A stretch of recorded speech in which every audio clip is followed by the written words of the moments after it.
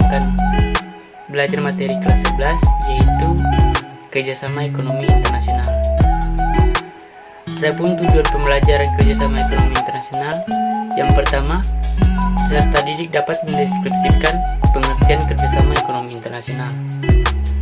Yang kedua, peserta didik dapat menjelaskan manfaat kerjasama ekonomi internasional.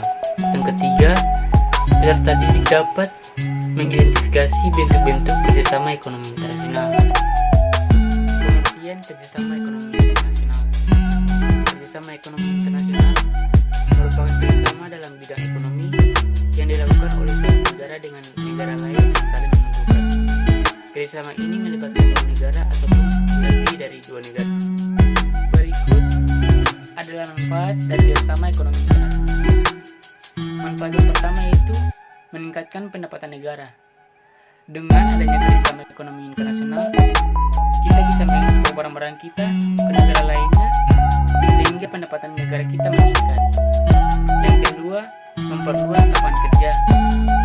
Dengan adanya kerjasama ekonomi internasional, ekspor barang kita meningkat sehingga bisa menciptakan lapangan kerja di dalam negeri. Yang ketiga, mendorong transfer teknologi. Dengan adanya kerjasama ekonomi internasional, terkhususnya dengan negara-negara maju, kita bisa belajar tentang teknologi produksi dari mereka. Yang keempat, memperluas pasar.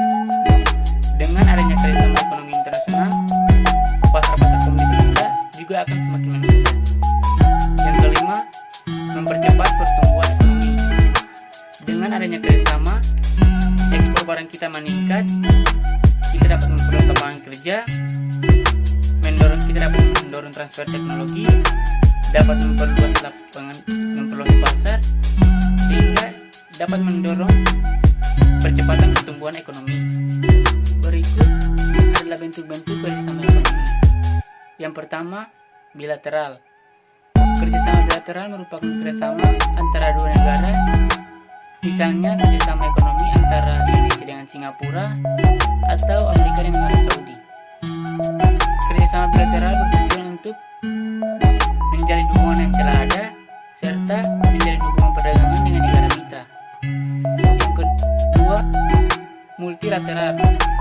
Kerjasama multilateral adalah bentuk kerjasama di bidang ekonomi, di mana yang tergabung dalam kerjasama ini saling membantu di bidang ekonomi. Yang ketiga, regional.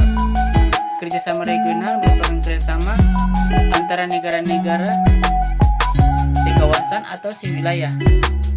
Tujuannya tidak lain adalah untuk menciptakan perdagangan bebas di negara dalam kawasan tertentu, misalnya seperti Eropa, Asia Timur, dan Amerika Latin. Dan yang terakhir, internasional. Kerjasama ekonomi internasional adalah bentuk kerjasama yang mencakup banyak negara yang bernaung di bawah satu bendera PBB.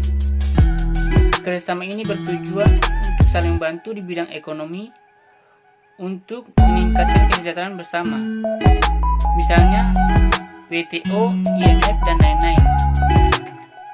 Berikut adalah lembaga kerjasama ekonomi internasional. Yang pertama yaitu ASEAN. ASEAN adalah kepanjangan dari Association of Southeast Asian Nations yang dibentuk pada tanggal 8 Agustus 1967 di Bangkok. Tujuan dari ASEAN yaitu yang pertama, untuk mempercepat pertumbuhan ekonomi, kemajuan sosial, pengembangan kebudayaan melalui usaha bersama masyarakat Asia Tenggara. Yang kedua, mendorong perkembangan perdamaian dan stabilitas di Asia Tenggara. Yang ketiga, meningkatkan kerjasama yang aktif dan saling membantu di bidang sosial, ekonomi, kebudayaan, teknologi, dan administrasi. Yang kedua itu ada OPEC atau Organization of Petroleum Countries. OPEC adalah organisasi antar pemerintah yang berdiri pada tahun 1960. Negara anggotanya adalah negara eksportir minyak seperti Arab Saudi, Iran, Irak, Kuwait, dan Venezuela. Selain itu ada juga WTO atau World Trade Organization, ada IMF atau International Monetary Fund, ada Bank Dunia atau World Bank, ada UNDP atau United Nations Development Program, lagi.